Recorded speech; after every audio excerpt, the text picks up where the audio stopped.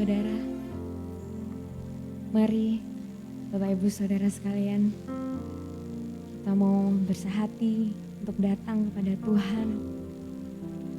Sebab hanya di dalam Dia ada kekuatan baru, ada sukacita yang Tuhan boleh sediakan buat setiap kita. Saya undang kita semuanya untuk bangkit berdiri. Kita mau sama-sama untuk sembah Tuhan, mengucap syukur.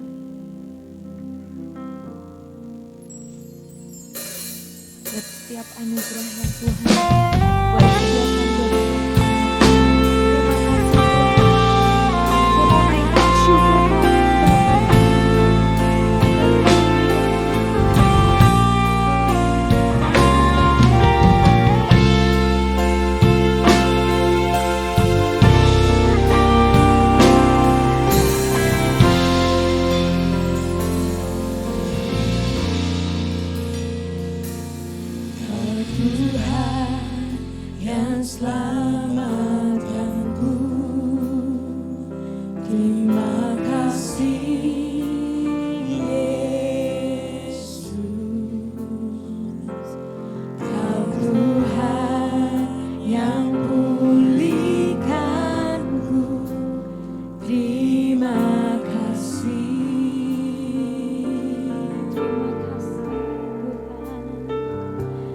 Kau Tuhan yang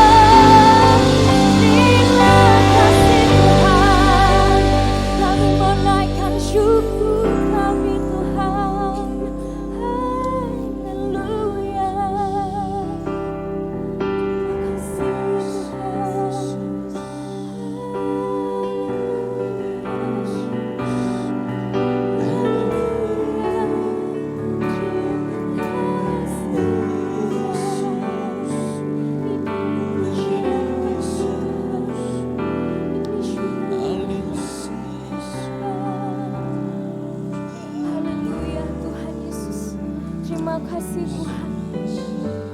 Sebab hanya Engkau-lah Tuhan yang layak terima setiap pujian kami Tuhan.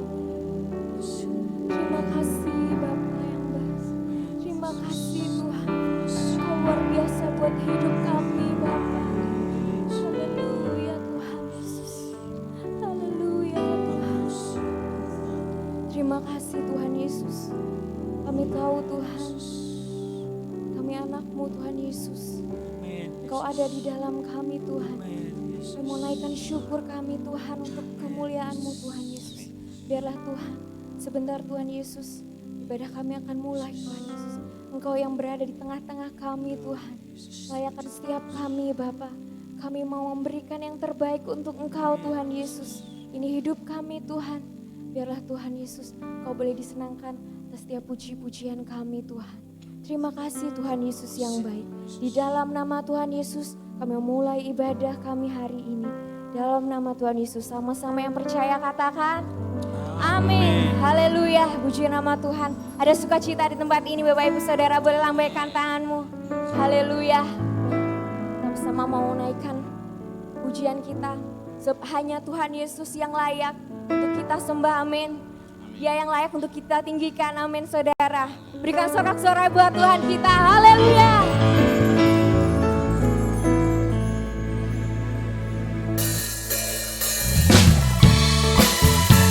Semua tepuk tangan buat Tuhan kita saudara. Dia layak luar biasa, layak hebat.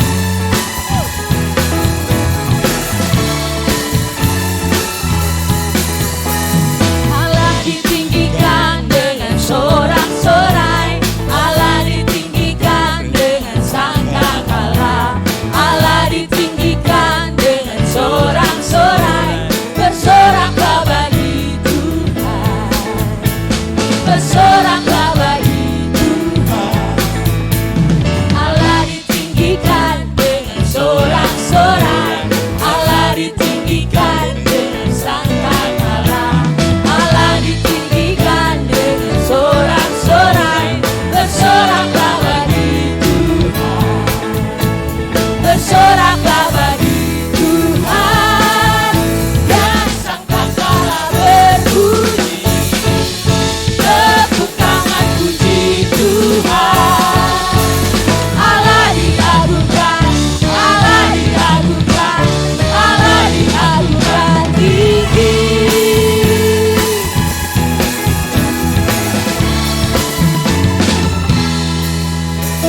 Allah ditinggikan dengan sorak-sorai, Allah ditinggikan dengan sangkakala, Allah ditinggikan dengan sorak-sorai, bersoraklah bagi Tuhan, bersoraklah bagi Tuhan. Dan sangkakala berbunyi, tepuk tangan puji Tuhan. Allah diagungkan, Allah diagungkan, Allah diagungkan tinggi. Dan sangkakala berbunyi, tepuk tangan puji Tuhan. Allah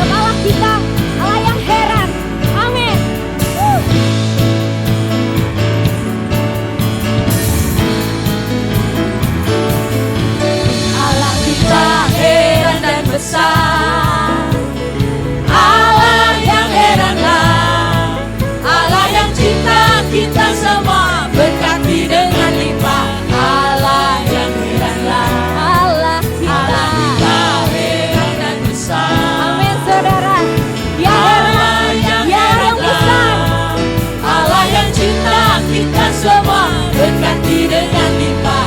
Allah yang heranlah. Kita heran. Allah kita heran. Allah kita heran dan besar.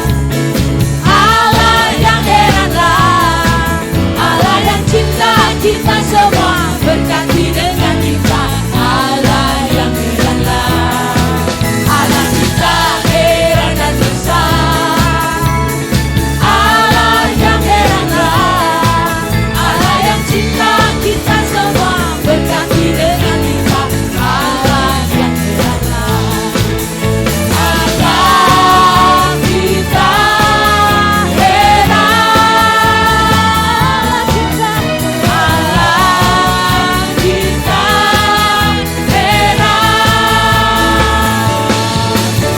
kita heran dan besar. Allah yang heranlah.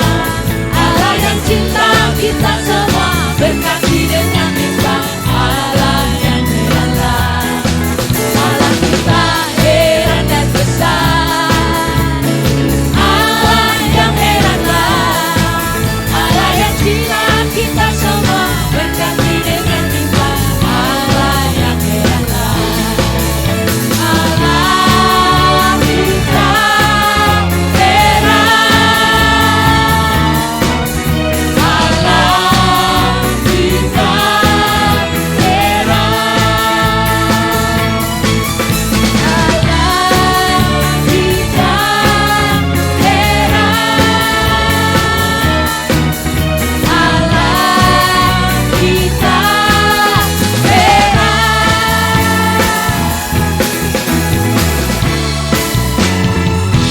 Haleluya.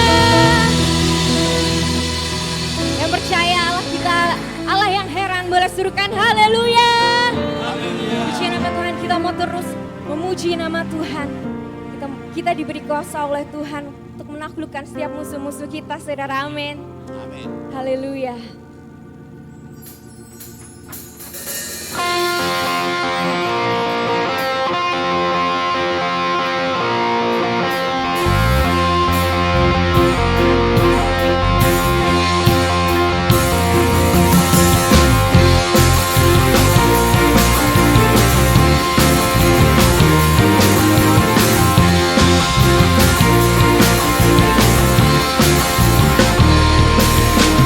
Ku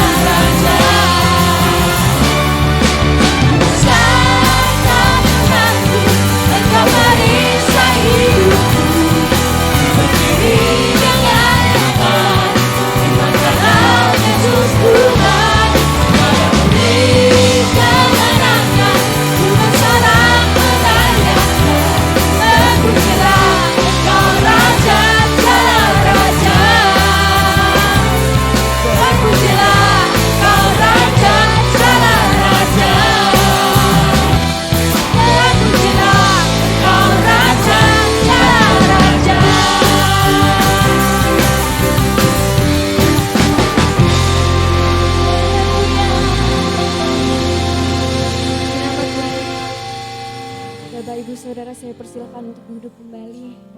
Sama-sama kita mau siapkan hati kita. Kita mau memberikan persembahan yang terbaik untuk Tuhan.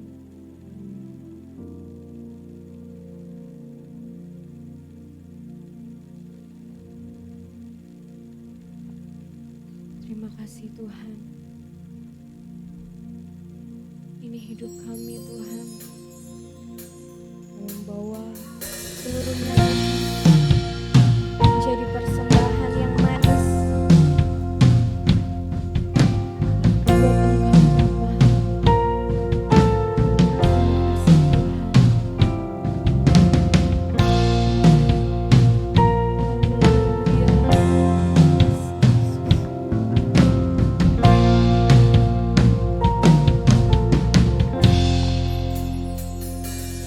Ya Tuhanku, aku hendak bernyanyi bagimu selama ku hidup. Ya Allahku, aku hendak bermazmur bagimu selagi ku ada.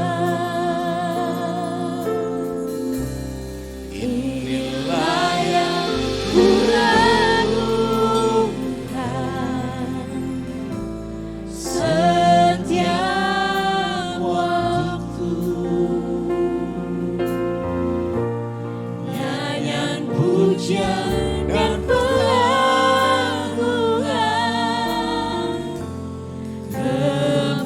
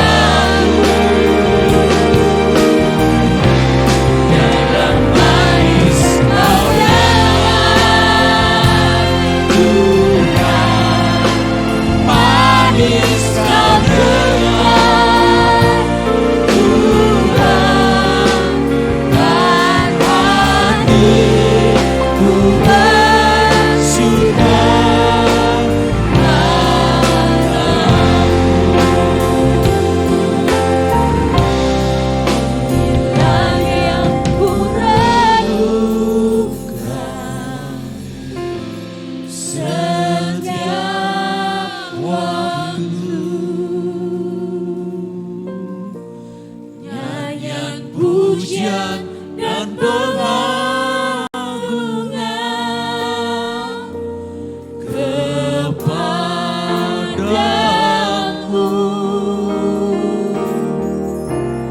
Biarlah manis kau dengar, Tuhan, manis kau dengar, Tuhan, dan hatiku bersuka karenamu.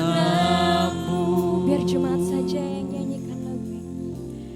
Inilah yang ku renung.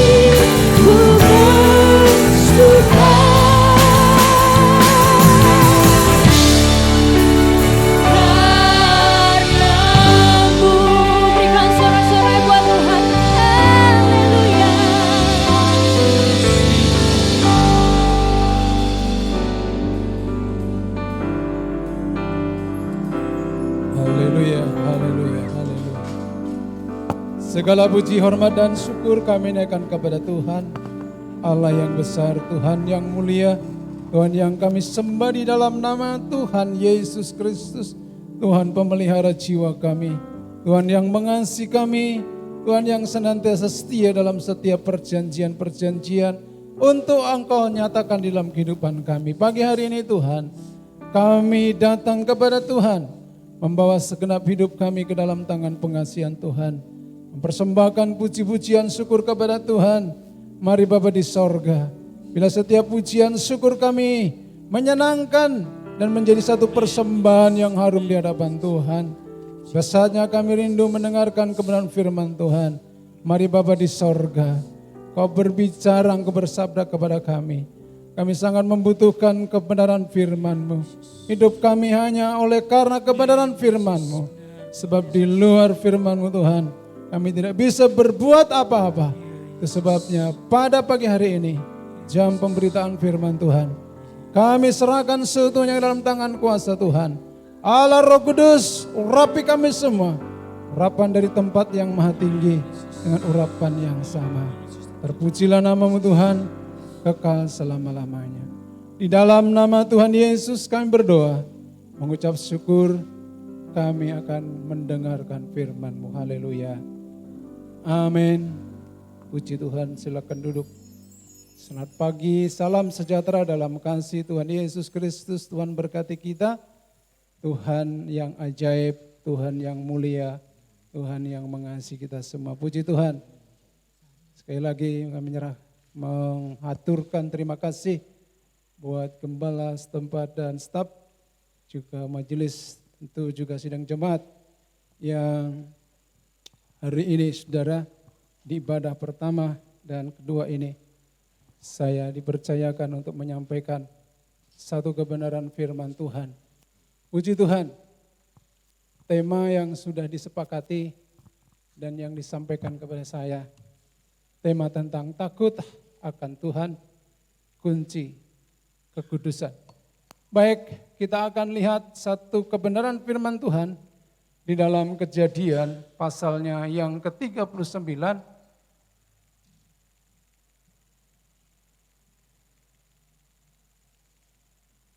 Mari kita sama-sama sekali lagi bangkit berdiri. Kita baca firman Tuhan ini bersama-sama, Bapak Ibu Saudara yang terkasih di dalam Tuhan. Kejadian pasal 39, kita membaca ayat yang kedua saja. Sudah ketemu semua? Iya. Yusuf di rumah Potifar ayat kedua kita baca bersama-sama. 2, iya. Tetapi Tuhan menyertai Yusuf sehingga ia menjadi seorang yang selalu berhasil dalam pekerjaannya. Maka tinggallah ia di rumah tuannya orang Mesir itu. Puji Tuhan, silakan duduk, terima kasih, Tuhan memberkati. Bapak Ibu Saudara yang terkasih di dalam Tuhan, waktu saya membaca ayat ini, batin saya serasa bertanya begini. Untuk apa penyertaan Tuhan bagi Yusuf? Ya ini batin saudara ya, kadang-kadang kan lahir dengan batinnya berbeda gitu ya. Jadi apa yang diucapkan di mulutnya lain dengan di hati. Tapi lebih baik kalau saya batin ini dulu yang menyaksikan dulu, daripada omongannya iya tapi enggak kepanggih gitu ya. Itu filosofinya kita. Nggih enggak kepanggih gitu ya. Apa yang menjadi pertanyaan saya? Sebab seperti apapun penyertaan Tuhan, bahkan seperti apa tingkat keberhasilan yang dicapai oleh Yusuf, itu tidak berdampak apa-apa saudara. Mengapa? Sebab Yusuf itu posisinya sebagai seorang budak. Ya. Dan seorang budak hidupnya, hak hidupnya itu sudah tidak ada lagi harganya. Sama dengan kami hamba-hamba Tuhan ini. Saya ini hamba Tuhan tidak berhak menentukan hidup saya. Ya makanya waktu kami di sekolah Alkitab ini pujian yang paling terkenal itu mana-mana Tuhan panggil. Mana-mana Tuhan panggil, gunung-gunung, lembah-lembah, desa-desa, kota, tunggu dulu kota. 94 saya berada di daerah pedalaman Kalimantan Tengah yang namanya waktu itu ya saudara Pilang. Jadi kami berhadapan dengan kepala suku Hindu Keharingan. Ya.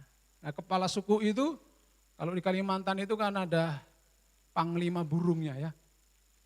Jadi okultisme di Kalimantan Tengah ini kalau ada saudara-saudara jemaat yang asal dari sana, enggak seperti orang Jawa. Kalau orang Jawa itu ngancamnya dari belakang. Tetapi kalau orang Kalimantan Tengah, suku Dayak itu terus terang. Saudara. Makanya peristiwa Sampit dulu itu ngeri. Ya.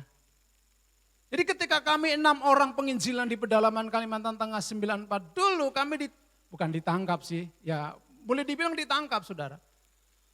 Oleh kepala suku itu dan kami diinterogasi, apa tujuan Anda masuk ke sini? Nah itu ngeri. Ya kami waktu itu polos-polos aja karena saya baru tingkat 2. Ya kami jawab, kami mau memberitakan Injil. Mereka itu tidak asing dengan Injil, saudara. Ngerti Injil, tapi tidak melakukan. Tidak mau percaya, itu parahnya. Saya pikir-pikir sama juga dengan orang di perkotaan gitu loh. Dengar firman, khotbah, kelihatannya serius, mulai pelang, gitu. Tidak mau melakukan, bodoh aja gitu ya. Dia ngerti Injil itu. Nah saudara-saudara, akhirnya kepala suku ini berkata begini, ayo kita adu Tuhanmu dan dewaku. Wah mati kita. Ya kenapa? Karena kekuatan okultisme itu memang bisa diwujudkan pada saat seketika itu. Orang-orang yang menguasai itu bisa dan itu memang ada saudara ya. Walaupun ada juga yang dimodifikasi sebagai satu trik sulap gitu ya. Nah satu saat kami 6 orang itu disuruh memandang jauh di sebuah lapangan gitu. Di situ ada sebuah gubuk. Dan kepala suku ini katakan, jangan sekali-sekali kedip mata. Ini kurang ajar ini. Orang tidak kenal Yesus, perintah-perintah kami, hamba-hamba Tuhan gitu ya. Tapi oke lah, karena situasionalnya seperti itu, akhirnya kami perhatikan itu saudara. Itu luar biasa itu. Jadi gubuk itu tahu-tahu bisa kebakar loh saudara. Nggak tahu di situ ada yang jaga dibakar atau memang dikasih alat peledak, tahu-tahu saat terbakar. Boh, itu caranya gimana gitu. Terus dia ketawa-ketawa sambil nari-nari itu dengan pasukannya itu. Terus dia katakan begini, ayo tunjukkan Tuhanmu bisa melakukan itu enggak? Mati dalam hati saya. Saya sama 6 orang sikut-sikutan, wes enggak mulai kita ini. Ya kan. Ya kalau iya kayak Elia berdoa, hujan jangan turun, hujan enggak turun. Ya kan? Nah, kita hujan jangan turun, malah deres. Ya kan? Saya bilang begini, Bapak beri kami waktu untuk merenung dulu, barang 5 menit. Oke silakan, kami ambil satu lokasi jauh dari mereka, kami berdoa bergandengan tangan. Apa yang kami doakan? Tuhan, kami siap mati. Gimana coba? Masa kita mau berdoa Tuhan, kirimkan api. Wah, ya kalau datang api sudah. Oh ya, begini-begini ya nyun saya ragu juga gitu loh. Karena kondisinya kayak gitu kan. Jadi kami berdoa, Tuhan kami siap mati. Kami siap tidak kembali. Hanya nama kami yang akan kembali. 6 orang udah wis gandengan tangan. Wah lihat, belum nikah semua. Umur saya waktu itu masih 23, 24 ya masih kinyis-kinyis gitu ya. Nah secara mendadak saya diingatkan Tuhan pernah membaca satu buku. Walaupun saya tidak kutu buku saudara. Begini, Tuhan kita, Yesus itu bukan Tuhan yang hanya bisa merusak tapi tidak bisa memperbaiki. Tuhan bisa mencabut enggak? Bisa toh? Tuhan bisa merobohkan enggak? Bisa. Tuhan bisa merusak enggak? Oh bisa. Sodom dan Gomora dirusak itu. Dirobohkan itu, di bumi hanguskan itu. Tapi Tuhan bisa memulihkan kembali enggak? Bisa lah itu saudara. Jadi kami siap mati tetapi juga siap berargumen di situ. Akhirnya kami maju ngomong sama kepala suku ini. Pak, bisa enggak saya minta sekali lagi sebelum saya minta kepada Tuhan saya. Apa itu? Tolong Bapak undang dewanya Bapak itu lagi untuk memulihkan itu gubuk yang sudah terbakar. Ya enggak bisa. Loh, itu Tuhan apa hanya bisa merusak itu saya bilang. Masa Tuhan yang berkuasanya bisa merusak? Enggak bisa membangun. Dalam hati saya, kena kau dalam hati. Bingung mereka saudara. Hikmat dari Tuhan itu luar biasa, amin. Makanya saya sampai sudah berdiri sampai pagi hari ini ya karena hikmat Tuhan itu. Tunjukkan kepada kami kalau dewanya Bapak bisa membangun kembali itu gubuk yang terbakar, kami akan ikuti kepercayaan Bapak. Tidak bisa, oh berarti itu Allah bohong itu. Allah bohong itu. Ya, saya pernah baca sejarahnya No Mansion Pak, Sumatera Utara. Manson itu ditangkap oleh orang-orang Batak kala itu, diikat di bawah pohon, mau dibakar itu. Tetapi ketika mau dibakar, siang bolong itu ada petir, saudara. Petir itu menyambar pohon itu, mati pohon itu. Tapi Manson tidak mati. Manson itu adalah pemberita Injil di daerah suku Batak. Pokoknya di sana ada Universitas Manson ya Pak. Ya. Nggak mati saudara. Akhirnya kepala suku ini, ya enggak bisa. Ya berarti Bapak ini menyembah dewa yang bohong. Wih berani banget pada saat itu kami takut dan siap mati, tapi berani ngomong gitu saudara.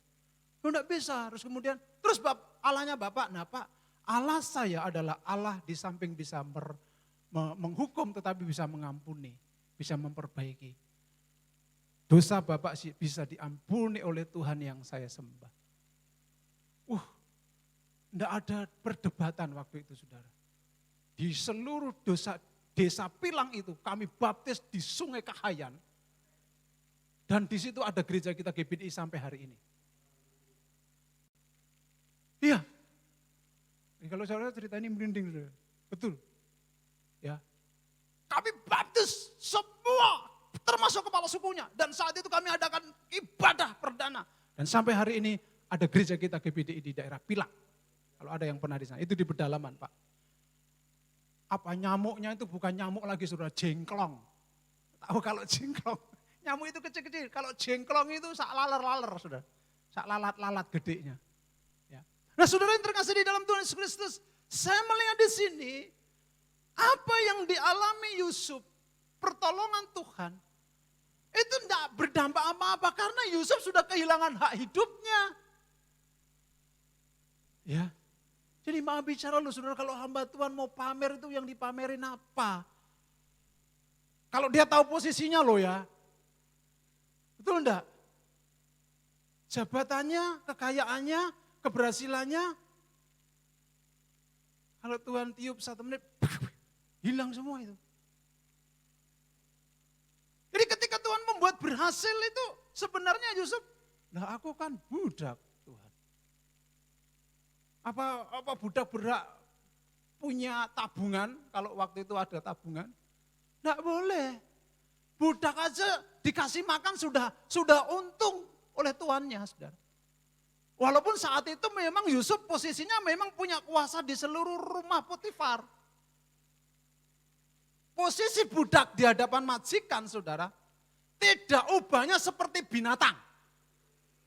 Itu sejarah begitu. Budak itu disuruh kerja dan kerja. Tidak dikasih makan, boro-boro upah. Makan itu ala kadarnya aja. Ya. Kalau mati buang. Namanya budak. Saudara. Nah, ketika melihat situasi yang demikian, kemudian fakta hidup yang dihadapi oleh seorang Yusuf ini, saya kemudian berpikir, jadi sebenarnya maaf saudara ya, istri Potifar itu sebenarnya tidak salah kalau ingin memanfaatkan Yusuf. Betul enggak? Betul enggak saudara? Secara kepemilikan, sejarah, jadi Yusuf ini mau diapain putri Potifar itu sah-sah saja. Karena Yusuf budak yang sudah dibeli. Maaf saudara dalam konteks ini ya saya harus pagari dulu ini supaya tidak salah paham. Andai kata Yusuf mau dijadikan alat pemuat nafsu dari istri Potifar itu sah. Itu boleh. Itu tidak ada yang bisa komplain saudara. Ya. Karena memang Yusuf tidak berhak menolak dan tidak punya kekuatan untuk menolak, saudara. Karena dia seorang budak. Nah saudara-saudara yang terkasih di dalam Tuhan Yesus Kristus, tetapi luar biasa Yusuf ini. Ya, dikatakan ya, dengan berbagai macam cara istri Potifar ini membujuk Yusuf pada terakhir kalinya. Saya tadi ditanya oleh multimedia, ada enggak webnya atau PDF-nya? Sebenarnya ada. Tetapi di situ ada gambarnya, di mana ketika istri Potifar ini sedang ada di kamar, dan waktu Yusuf mau menyajikan atau menjalankan tugasnya, maaf saudara, istri Potifar ini sudah setengah telanjang.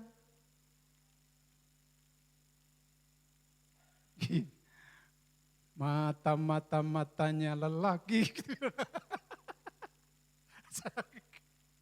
Maaf, laki-laki mana yang melihat pemandangan seperti itu kuat? Pendeta kuat, teorinya.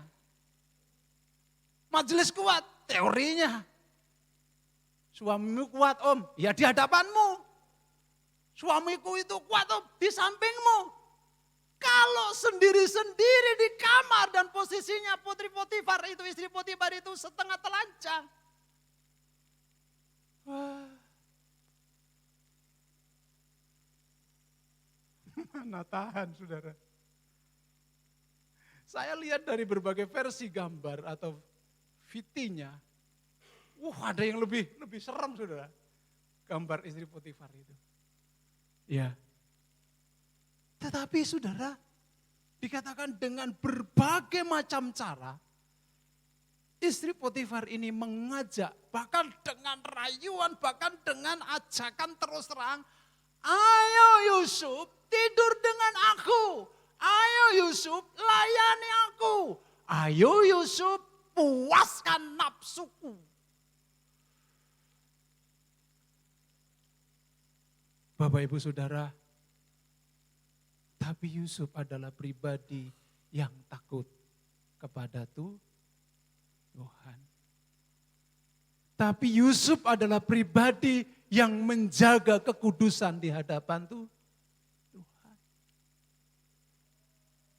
Saudara tahu ketika Yusuf masuk ke kamar itu, dia langsung angkat jubahnya, dia menutupi mukanya. Saya jamin kalau laki-laki yang lain ditutupi mukanya tapi dengan jari. Ya.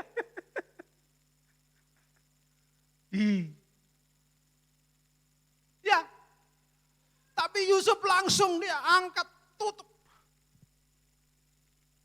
Dan dia langsung balik badan. Dia mau meninggalkan kamar itu. Tetapi dia kalah cepat. Rupa-rupanya. Maaf ya. Kalau wanita itu sudah dikuasai birahi. Kayak macan saudara. Kekuatannya itu lebih kayak serigala gitu. Cengkeram Yusuf itu. Bayangin saudara. Jubah Yusuf itu sampai lepas loh. Ya. Ada yang ya memang dilepasin Yusuf. No. Curiga atau saudara? Kayak gitu masih dicurigai loh Yusuf. Ketahuan ternyata. Ya, Brigadir Yosua.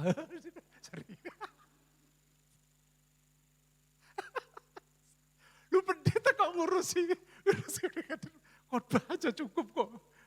Ternyata tertangkap, ternyata terinvestigasi, ternyata terindikasi memperkosa PC.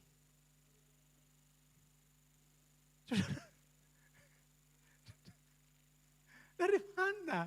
Oke, itu urusan mereka saudara ya, tapi hanya mencuplik sedikit aja. Ya. Saudaraku yang kekasih di dalam Tuhan, respon Yusuf terhadap gangguan hidupnya, respon Yusuf terhadap godaan hidupnya. Kalau kita membaca ayat 8 sampai 9, Yusuf menolak ajakan istri Potifar. Sebab Yusuf tidak mungkin melakukan kejahatan besar dan berdosa di hadapan Tuhan. Tolong dimunculkan ayat 8 sampai 9. Ya. Tetapi Yusuf menolak dan berkata kepada istri tuannya itu dengan dengan bantuanku, tuanku itu tidak lagi mengatur apa yang ada di rumah ini. Dan ia telah menyerahkan segala miliknya pada kekuasaanku. Next. Bahkan di rumah ini, ia tidak lebih besar kuasanya daripadaku. Dan tiada yang tidak diserahkannya kepadaku selain daripada engkau, sebab engkau istrinya. Bagaimana mungkin aku melakukan kejahatan yang besar ini dan berbuat dosa terhadap Allah? Baru setelah itu saya berdiri mendengar ayat ini. Bagaimana mungkin aku melakukan kejahatan yang besar ini? Hei, manusia-manusia yang suka berzina, katakan, yang suka melakukan perbuatan-perbuatan yang tidak benar. Saudara, itu kejahatan yang besar di hadapan Allah dan dosa yang tidak terampuni. Ada dosa yang tidak terampuni menghujat Roh Kudus, dan yang dosa yang dibenci Tuhan adalah dosa perzinahan. Dosa perzinahan. Ya. Intermezzo, saudara. Kurang lebih ya mungkin 10 tahun yang lalu. Jadi saya diizinkan pergi ke Singapura. Saya diajak teman saya di gerai atau toko jadi khusus untuk orang-orang Tionghoa. Nah, orang-orang Tionghoa itu kan favoritnya warna merah gitu ya. Nah, karena saya ini seorang bapak, sekaligus juga seorang suami dan seorang pria normal. Ya, ada 3 status saya. Bapak, ya, seorang suami dan pria normal. Saya diajak teman saya, kemudian saya masuk di gerai pakaian wanita. Saya lihat, saya cari sebuah baju tidur, ya, yang saya punya pemahaman ini kalau dipakai istriku muncul gairahku. Gitu. Sorry to say ya, maaf, bapak-bapak pernah berpikir seperti itu enggak? Bagus enggak kira-kira? Atau istrinya minta, aneh-aneh. Tapi kalau lihat yang di luar sana matanya melirik-melirik. Satu saat saya pernah dimintain untuk seminar untuk suami istri tentang seks yang benar menurut Alkitab dalam gereja. Ya, ini masih anak-anak tapi ya. Sejauh mana ketertarikan seorang suami setelah pernikahannya 15 tahun, 20 tahun, 25 tahun? Maaf, om yang sudah rambut putih. Apakah ketika merangkul ibu masih ada gerengnya? Wis tuwek. Wis tuwek lihat di luar sana ya melirik-melirik kok sama aja. Iya tuh? Saya beli, teman saya heran. Loh kamu itu laki beli baju perempuan. Loh memangnya ada larangan? Sepanjang di kapal but itu dia cerita sama. Untuk apa? Loh nanti sampai di rumah tak kasihkan istriku. Terus tak suruh pakai istriku. Terus tak lihat sak puas-puasnya. Di kamar berdua. Tak suruh puter Mi. Mi, puter Mi. Angkat kaki satu Mi. Kayak Pragawati itu. Dengan pakaian tidur yang serba menerawang. Loh, sekali lagi saudara, saya ini seorang suami, laki-laki normal. Ya. Karena kelemahan laki-laki itu di mata, saudara. Kelemahan laki-laki itu di mata ya Pak. Lihat sidik. Nah perempuan kan enggak saudara, perempuan itu kelemahannya enggak di mata. Makanya kalau perempuan lihat body yang sterak itu malah muntah-muntah dia. Kalau perempuan itu kelemahannya kalau dibele-bele, dilus-lus rambutnya, tidur, bubar. Makanya bapak-bapak itu terakhir kali membeli rambutnya ibu kapan? Apa? Saya kira tahu dibelek om dijambai. Ngopo? Loh, saya menikah udah jalan 26 tahun ini. Masih baru. Saya saya butuh. Ya. Kalau di rumah ya dandan yang baiklah untuk saya. Jangan kalau mau keluar sejuta dandan yang baik, di rumah baunya terasi, bawang merah, bawang bombay. Emangnya saya itu tukang bumbu dapur?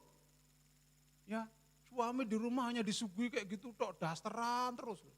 Tapi kalau keluar sana, bengesan sampai setengah jam. Itu intermezzo. Nah, Yusuf itu disuguhi pemandangan seperti itu, saudara. Tetapi Yusuf berkata, ini adalah kejahatan yang tidak aku mungkin lakukan, dan kejahatan besar ini adalah mengandung dosa. Itu sebabnya tema khotbah atau tema pagi atau minggu ini berbicara tentang takut akan Tuhan, kunci kekudusan. Ya, takut. Aku tidak mungkin berbuat jahat, aku takut kepada Tuhan. Dan aku tidak mungkin berbuat dosa. Orang yang berkata aku tidak mungkin berbuat dosa, aku menjaga kekudusan dari Tuhan. Saudara-saudara, kemudian di ayat yang ke-10 sampai 12.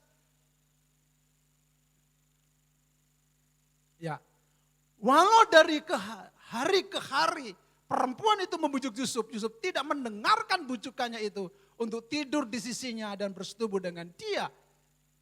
Pada suatu hari masuklah Yusuf ke dalam rumah untuk melakukan pekerjaannya, sedang dari sisi rumah itu seorang pun tidak ada di rumah. Lalu perempuan itu memegang baju Yusuf sambil berkata, marilah tidur dengan aku. Tetapi Yusuf meninggalkan bajunya di tangan perempuan itu dan lari keluar. Lari keluar loh ya, enggak lari lompat tempat tidur loh. Kalau laki-laki zaman sekarang lari dia, langsung lompat di tempat tidur, ya, bubar lah. Ya. Nah saudara,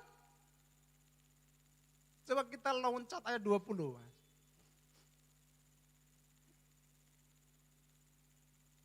Oke. Lalu Yusuf ditangkap oleh tuannya dan dimasukkan ke dalam penjara. Tempat tahanan-tahanan raja dikurung. Demikianlah Yusuf dipenjarakan di sana. Sekali lagi saudara, saya kemudian garuk-garuk telinga dan rambut saya, Tuhan abot temen ya. Orang yang hidup takut dan menjaga kekudusan itu. Dia terperdaya dan akhirnya menjadi pesakitan, dijebloskan ke dalam penjara. Sudah tahu berapa tahun Yusuf di penjara? 2 tahun. Nah sudah tahu situasi penjaranya? Penjara ini adalah penjara di bawah tanah. Mengapa Yusuf di penjara? Karena mempertahankan hidup takut kepada Tuhan. Karena mempertahankan hidup kudus di hadapan Tuhan. Saya tidak nakut-nakuti loh. Ini fakta loh ya. Apa yang tercatat di dalam Alkitab, kenyataannya demikian. Ya, kenyataannya demikian. Namun saudara, rupa-rupanya itu menjadi satu pelatihan dari Tuhan rupa-rupanya. Neng 2 tahun ya om, dipenjarai, ya tanpa diadili, 2 tahun loh. Sampai ketika Yusuf itu mau dikeluarkan dari penjara itu harus dicukur dulu janggutnya, rambutnya dimandiin dulu, mungkin sudah bolotnya itu banyak, mungkin wajahnya sudah tidak dikenali bahwa ini Yusuf yang dulu manis wajahnya, tapi sudah menjadi lusuh, sudah menjadi tidak karu-karuan. Karena memang saudaraku sedikit dia mendapatkan asupan sinar matahari.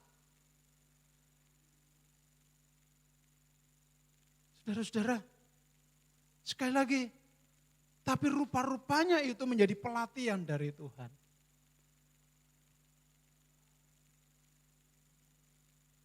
Saya 89 dipanggil Tuhan dari sekolah manajemen perusahaan di Ukrim tahun 87 sampai 89. Ya hampir 3 tahun lah kira-kira.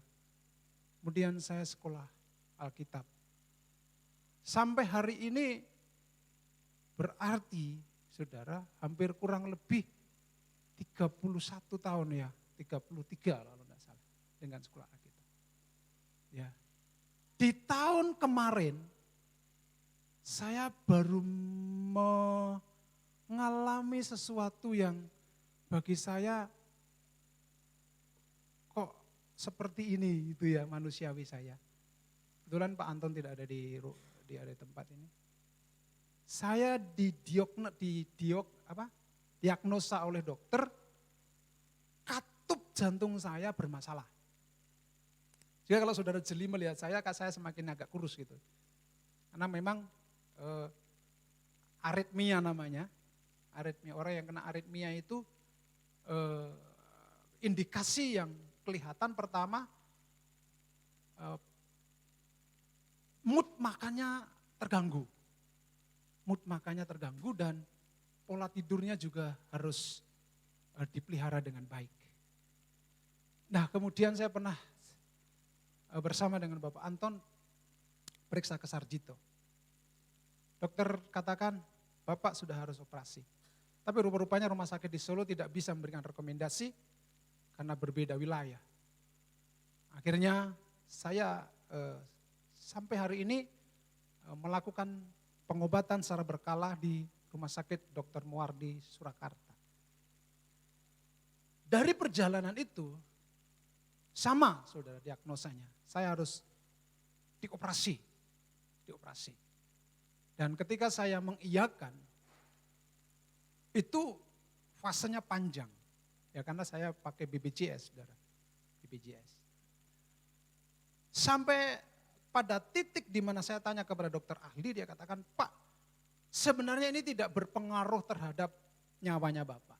Jadi saya ini bukan penyakit jantung, bukan sakit jantung saya, tetapi ada gangguan yang namanya aritmia. Aritmia itu adalah gangguan detak jantung, dia melambat atau semakin cepat gitu ya.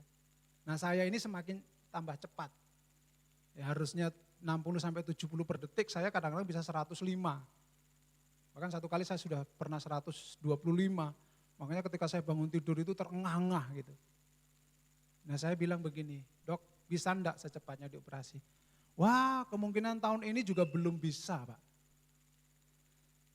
Belum bisa. Jadi Tuhan menguji kesabaran saya, melatih saya untuk bisa menerima apa yang tidak pernah terlintas dalam pikiran saya. Iya enggak? Berdoa loh iya, puasa iya. Makanya kemarin saya waktu dikontak Pak Thomas, saya bisa berangkat dari Solo jam 5.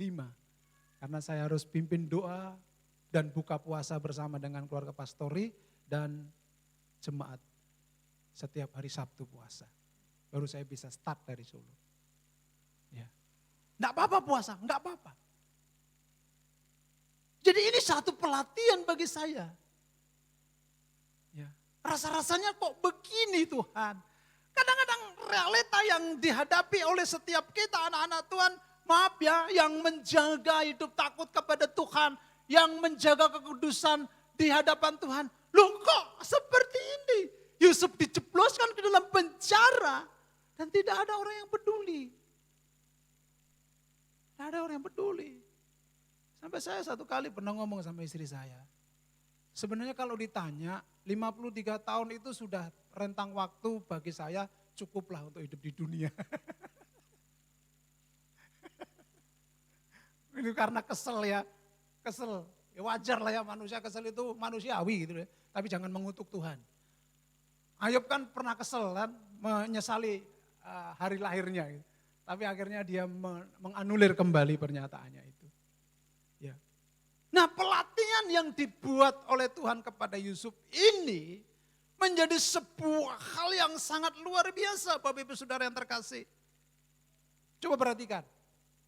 Dari sejak dia mimpi, ya, saudara-saudaranya menghendaki kematiannya. Itu luar biasa ya. Dan akhirnya tercapai Yusuf dibuang, difitnah oleh saudara-saudaranya. Dibeli oleh saudagar dari Arab, dijual di tanah, di tangan seorang Potifar ini. Di rumah Potifar dia juga menjadi orang yang dipercayai. Betul? Iya, walaupun tadi sudah saya jelaskan. Dalam kondisi itu pun dia masuk dalam penjara, tetapi di penjara pun dia menjadi orang kepercayaan sipir atau penjaga penjara. Itu secara tidak sadar, Itu juga sesuatu hal yang luar biasa loh saudara. Ya. Dia kepercayaan, jadi dia yang mengatur penjahat-penjahat yang di penjara itu, makannya, semuanya. Yusuf ini yang mengatur selama 2 tahun. Nah setelah itu selesai, nah ini yang luar biasa Bapak Ibu Saudara. Ketika Yusuf dilihat oleh Tuhan, dia orang yang takut kepada Tuhan. Yusuf adalah pribadi yang mempertahankan kekudusan. Sekalipun dalam kondisi yang sangat berat, saudaranya sudah tidak lagi peduli dengan dia. Orang yang dihormati, orang yang dibuat kaya, yang dibuat berhasil, malah memfitnah dia. Satu lagi, juru minuman yang ditolong juga tidak ingat sama dia selama 2 tahun. Jadi Bapak Ibu Saudara wes genep penderitaan kita ya. Jadi jangan pernah lah sekarang sambat sama manusia. Ya. Waktu Tuhan, waktu yang terbaik. Amin. Ya. Walau kadang kita tidak pernah mengerti prosesnya kayak gini. Saya suka dengan istilah begini, saudara. Jangan tanya prosesnya seperti apa, tapi tunggu hasilnya dari Tuhan. Ya, kalau proses ngeri saudara, ngeri kalau kita lihat proses. Tapi kalau saudara lihat hasilnya, oh itu dahsyat, Tuhan itu luar biasa. Karena setiap kita prosesnya berbeda-beda. Ya, nah tadi saya katakan, firman Allah katakan, itu pelatihan. Endingnya di mana? Bapak Ibu Saudara yang terkasih dalam Tuhan yang hadir pada saat pagi menjelang siang ini, Tuhan tidak mungkin tidak akan menyelesaikan masalahmu, pergumulanmu dan persoalanmu ketika engkau hidup takut dan menjaga kekudusan di hadapan Tuhan. Mari kita lihat di dalam Kejadian pasalnya yang ke-41. Ya, saya sebenarnya mencoba untuk meringkas ayat ini, tetapi ketika bahasa saya tawar-tawar, saya harus baca semua ayat ini. Dan ini pun ayat yang terakhir. Kejadian 41 ayat 37 sampai dengan ayat yang ke-43. Usul itu dipandang baik oleh Firaun dan oleh semua pegawainya. Lalu berkatalah Firaun kepada para pegawainya, mungkinkah kita mendapat orang seperti ini? Seorang yang penuh dengan roh Allah. Kata Firaun kepada Yusuf, oleh karena Allah telah memberitahukan semuanya ini kepadamu. Tidaklah ada orang yang demikian berakal budi dan bijaksana seperti engkau. Engkaulah menjadi kuasa atas istanaku. Itu pertama dulu sudah. Perhatikan baik-baik. Mana ada seorang mantan narapidana, dia diberi kuasa untuk mengelola satu kerajaan. Staf presiden. Staf presiden kita itu jenderal semua. Saudara. Mana akan terjadi Hercules dijadikan staf presiden. Tahu Hercules? Mana ada Hercules yang matanya satu itu. Ya kan? Tidak mungkin. Ya, itu sesuatu yang tidak mungkin terjadi. Menjadi kuasa atas istanaku dan kepada perintahmu seluruh rakyatku akan taat. Saudara, rakyat seluruh negeri Mesir akan taat atas apa yang diperintahkan Yusuf yang notabene dia adalah mantan narapidana. Hanya takhta inilah kelebihanku daripadamu. Next. Selanjutnya Firaun berkata kepada Yusuf, dengan ini aku melantik engkau menjadi kuasa atas seluruh tanah Mesir.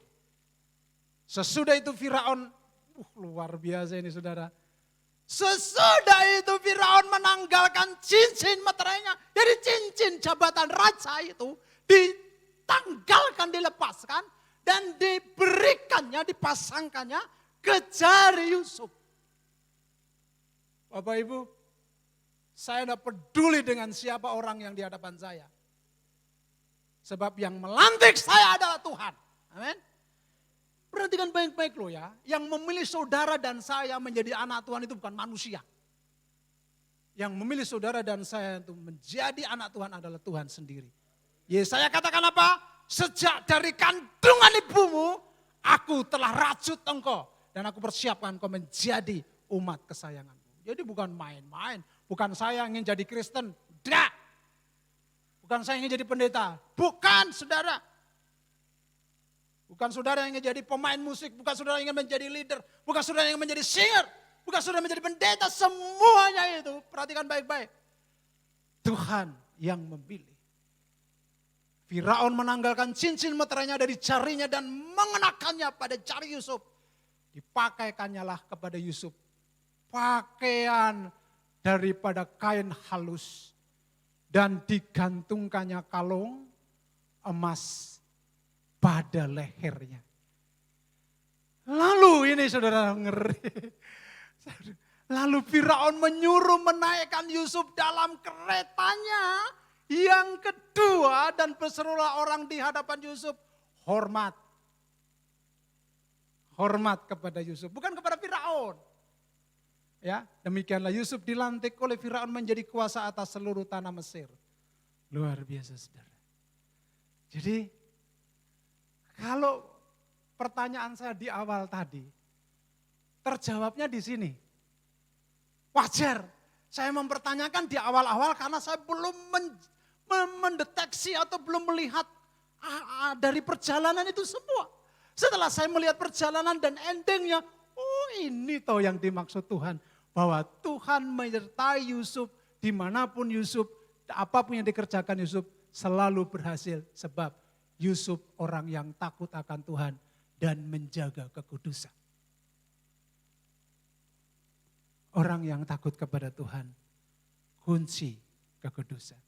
Kalau saya boleh tambahi kalimat itu, orang yang takut kepada Tuhan, kunci kekudusan, awal dari sebuah keberhasilan dari Tuhan. Jadi pagi atau menjelang siang hari ini Bapak Ibu Saudara yang terkasih di dalam Tuhan, sekali lagi saya mau sampaikan kepada kita semua. Seperti apa kondisi keadaan hidupmu, pergumulan persoalan seperti apa yang sedang saudara hadapi. Mungkin dalam suatu ranah kegagalan, saya mau katakan kepada kita semua, saudara sedang dilatih oleh Tuhan. Itu pelatihan untuk menuju kepada satu tangga yang lebih tinggi.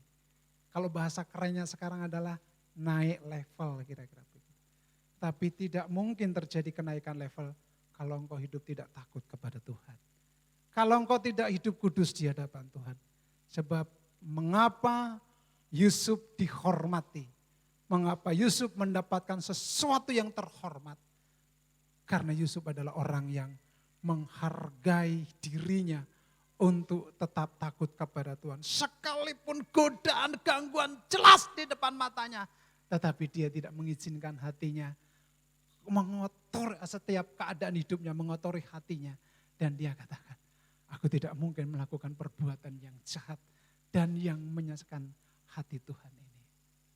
Tinggal itu Bapak Ibu Saudara yang terkasih Tuhan, mari kita pandang Yesus saja. Kita lihat kesanggupan Tuhan untuk terus membawa saudara dan saya kepada satu titik di mana titik itu adalah titik yang Tuhan sudah tentukan. Dan di sanalah seperti apa yang dialami oleh Yusuf, tentu itu juga akan kita alami dengan catatan. Hiduplah takut kepada Tuhan dan jagalah kekudusan di hadapan Tuhan. Kita bangkit berdiri. Kita nyanyikan pujian, dengan apa kan kubalas? Kau Allahku yang setia. Kau Allah yang setia, Allah kita. Tidak pernah dia ingkar janji, saudara. Dia Tuhan yang selalu menepati janji. Hanya kapan, di mana, itu ada di dalam otoritas Tuhan. Tugas saudara dan saya hidup takut kepada Tuhan dan menjaga kekudusan. Maka semuanya akan berjalan sesuai dengan rencana Tuhan.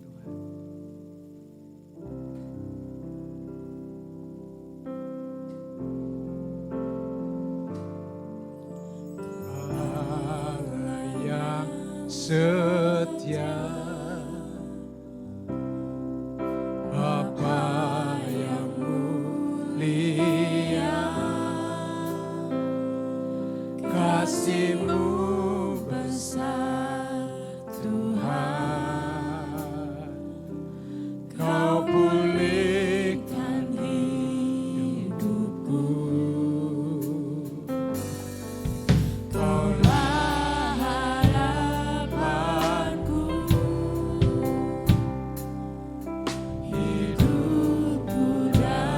dalammu. Terima kasih Tuhan. Terima kasih Haleluya. Kau selamatkan hidup. Sudah apakan ku balas? Dengan apa akan ku balas segala kebaikan-Mu.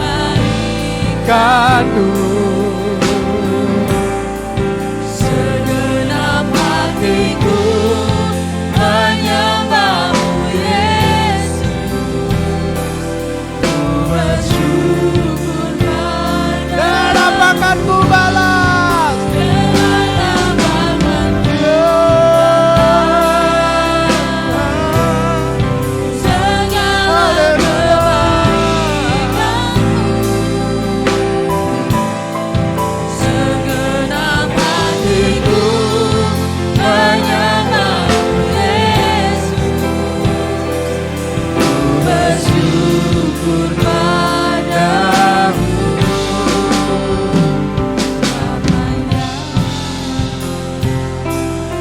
Haleluya. Oh, Allah yang setia.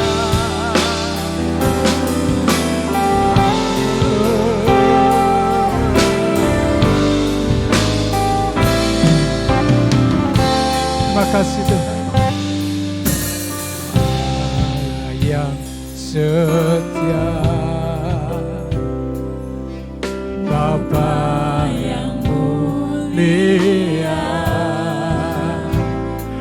kasih-Mu besar Tuhan, Kau pulihkan hidupku. Kaulah harapanku, hidupku dalam-Mu. Haleluya. Terima kasih Tuhan, Kau selamatkan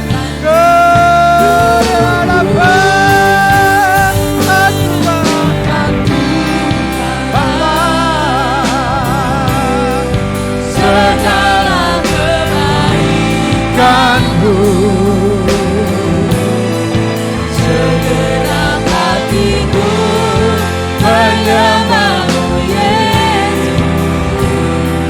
Ku bersyukur Dan apakan ku balas? dengan apa akan ku balas segala Kan-Mu.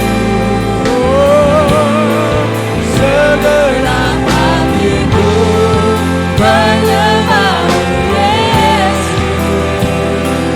Ku bersyukur Dan apakan ku balas? dengan apa akan ku balas segala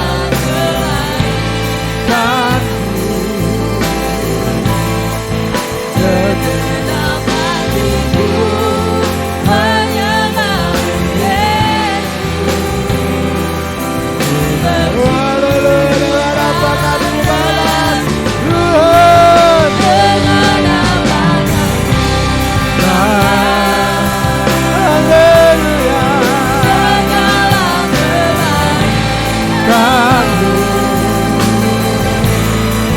Segenap hatiku menyembah-Mu Yesus.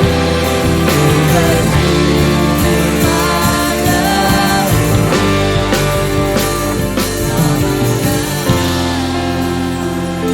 Haleluya.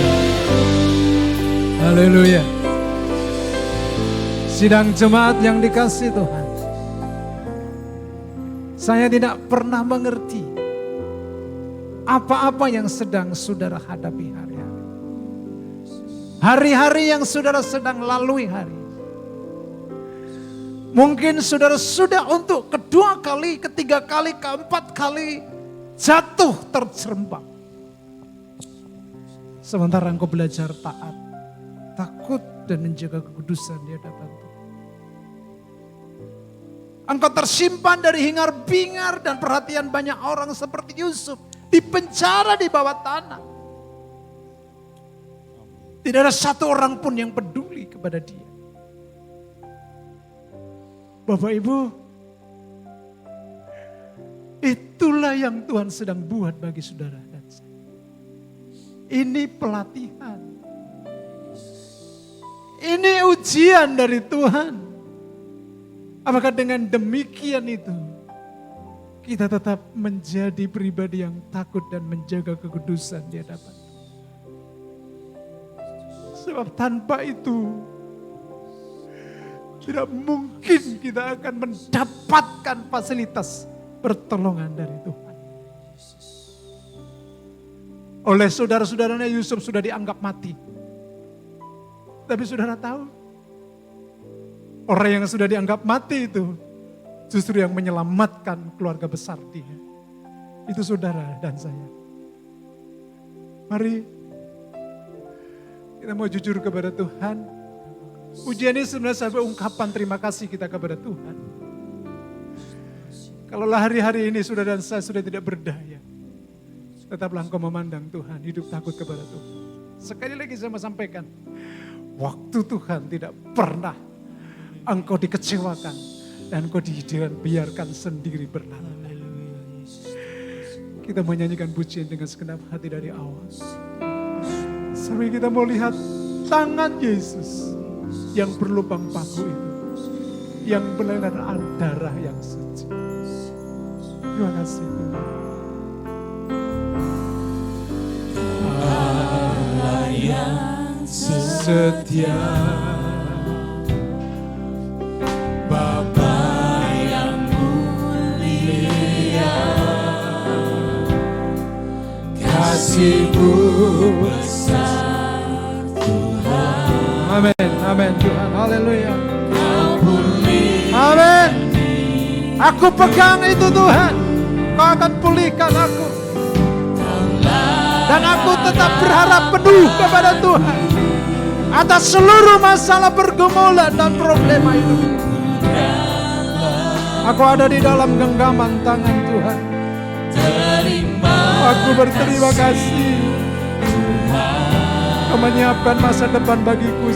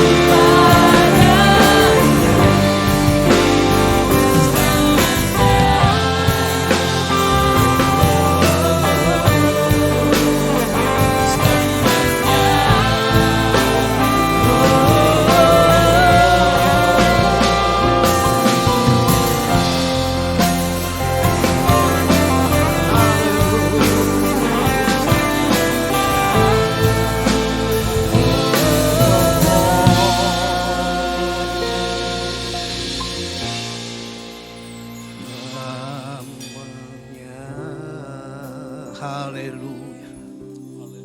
Glory Jesus. Bersyukur, berterima kasih kembali Engkau ingatkan kami Tuhan. Supaya kami hidup takut dan menjaga kekudusan kami. Sehingga kami boleh melihat janji Allah menjadi suatu realita di dalam kehidupan kami. Tuhan, jikalau ada di antara kami yang hadir pada pagi hari ini, tidak takut lagi akan Engkau, bahkan tidak menjaga kekudusan, Melalui firman-Mu pagi ini Tuhan, Engkau ingatkan kami Tuhan. Beri kami kemampuan supaya kami boleh hidup takut akan Engkau dan menjaga kekudusan itu ya Bapa. Terima kasih Tuhan buat segala kebaikan. Kami tahu dengan kekuatan Roh Allah kami akan dimampukan untuk hidup takut dan menjaga kekudusan yang Engkau rindukan dalam setiap kehidupan kami. Berkati hamba-Mu yang sudah layani kami, pakai lebih heran lagi dengan urapan dari tempat yang maha tinggi. Sehingga hamba-Mu dimanapun boleh melayani, boleh memuaskan hati jiwa yang rindu akan kebenaran daripada Engkau ya Bapa. Terima kasih, berkati juga kami semua yang ada pada pagi hari ini. Engkau Allah yang sanggup memuaskan kehidupan kami dengan kebenaran. Terima kasih, dalam berkat nama Tuhan Yesus Kristus kami berdoa mengucap syukur. Haleluya. Amin.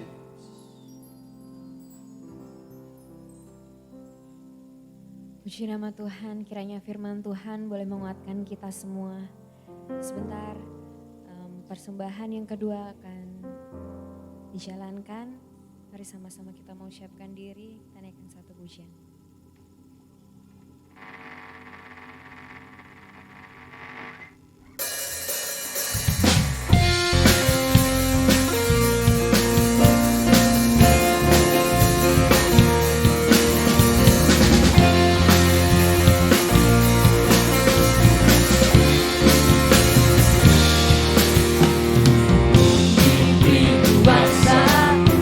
Raja mulia,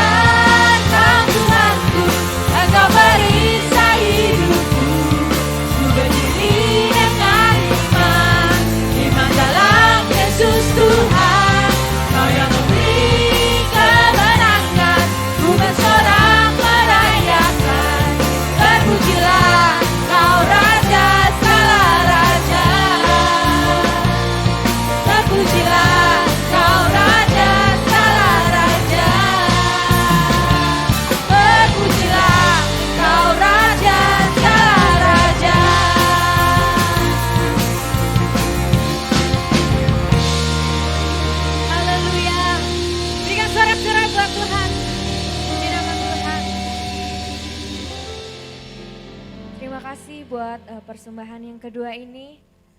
Mari sama-sama Bapak Ibu Saudara kita mau saksikan video pengumuman untuk ibadah sepekan.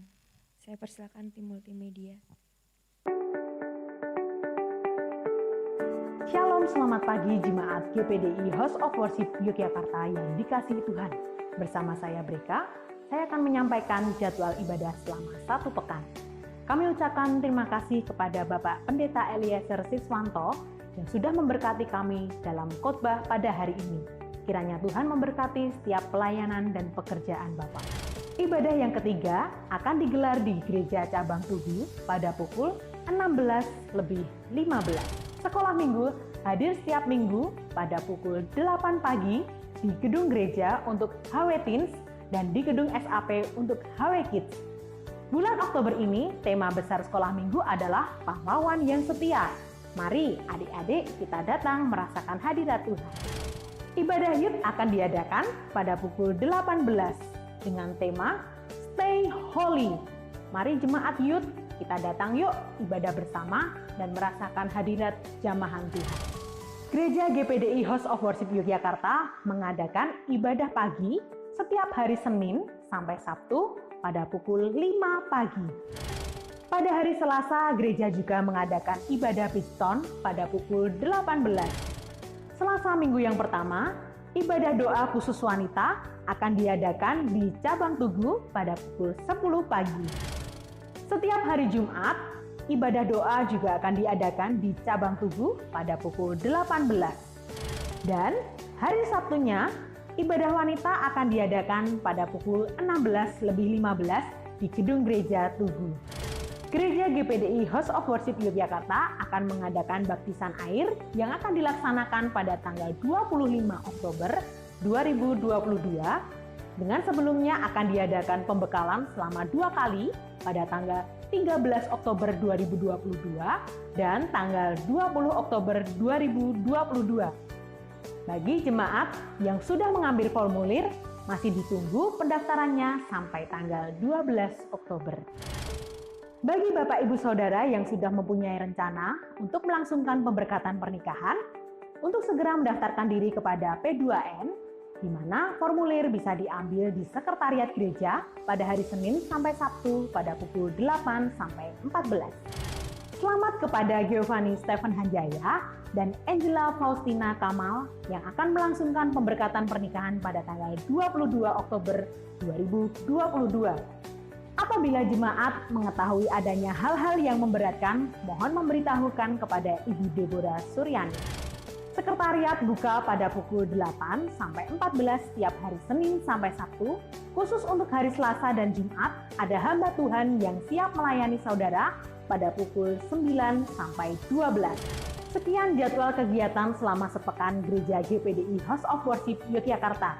Kita akan bertemu kembali pada Minggu, ibadah yang pertama pada jam 6 pagi dan ibadah yang kedua pada jam 9 pagi.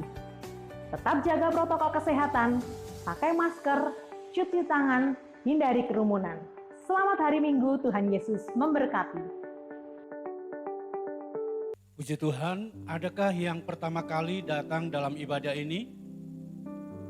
Ada di belakang, puji Tuhan. Di tengah juga ada di tengah. Ya, selamat bergabung di gereja ini dan mudah-mudahan untuk seterusnya juga bisa bersama dengan kami. Tuhan Yesus memberkati. Mari kita bangkit berdiri dan kita akan akhiri dengan doa berkat.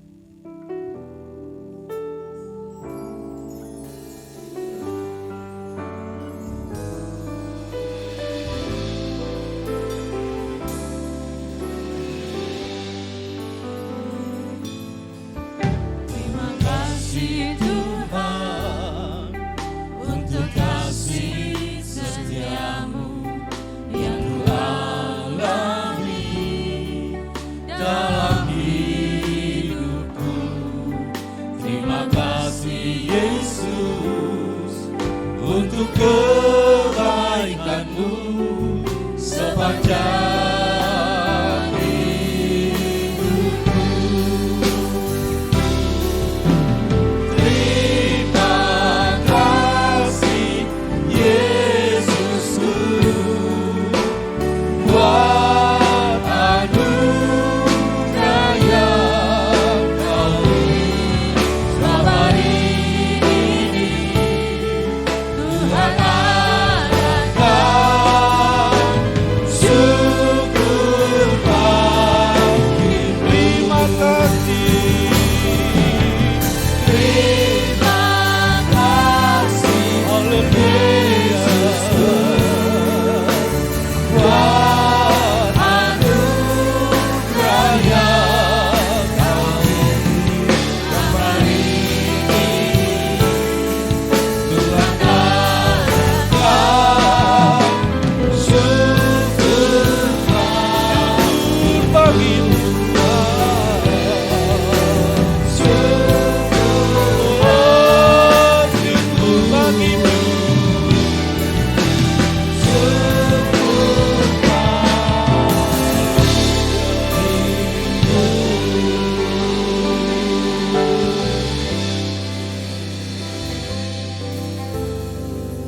Terima kasih untuk lawatan-Mu kepada kami ya Tuhan. Melalui kebenaran firman-Mu termeterai dalam setiap hati kami. Dan kami menjadi pelaku-pelaku dari firman. Memberkati hamba-Mu, baik jemaat yang Tuhan percayakan, demikian juga keluarga, kiranya Tuhan Engkau memberkati dalam tugas-tugas yang Tuhan telah percayakan, Tuhan juga yang senantiasa memberkatinya. Dan saat ini bagi umat-Mu, dalam masalah apapun yang sedang dihadapinya, Tuhanlah yang senantiasa ada jalan keluar, kekuatan, bahkan pertolongan Tuhan yang sempurna, menjadi bahagian bagi setiap umat-Mu, yang lemah dikuatkan, yang dalam keadaan sakit dijamah dan disembuhkan oleh Tuhan, yang dalam persoalan apapun juga, selalu ada jalan keluar bagi Tuhan, untuk setiap orang yang mengasihi Engkau. Kami tetap menyerahkan bangsa dan negara kami. Tuhan kiranya pulihkan bangsa kami ya Tuhan. Engkau berbelas kasihan untuk bangsa kami. Kesejahteraan bangsa ini adalah juga kesejahteraan kami. Secara khusus daerah istimewa Yogyakarta, di mana kami hadir di dalamnya.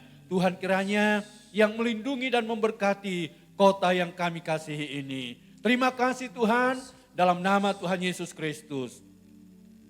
Dan sekarang Bapak Ibu Saudara yang dikasihi oleh Tuhan, pulanglah dengan sejahtera Tuhan. Lakukanlah firman dengan setia. Jadilah saksi Kristus dimanapun saudara berada. Tuhan memberkati engkau dan melindungi engkau. Tuhan menyinari engkau dengan wajahnya dan memberi engkau kasih karunia. Tuhan menghadapkan wajahnya kepadamu dan memberi engkau damai sejahtera. Tuhan memberkati engkau dengan kekuatan dan kesehatan. Tuhan memberkati rumah tangga dan keluargamu. Tuhan memberkati usaha serta pekerjaan dan studimu. Dan sekarang, mari pulang dengan membawa berkat, rahmat, dan anugerah dari Allah Bapa, cinta dan kasih sayang dari putranya yang tunggal, dan oleh kuat kuasa dalam kekuatan kuasa Roh-Nya yang kudus, yang senantiasa melindungi, menyertai kita sekalian, sampai selama-lamanya, di dalam nama Tuhan Yesus Kristus. Haleluya. Amin. Selamat hari Minggu, Tuhan Yesus memberkati.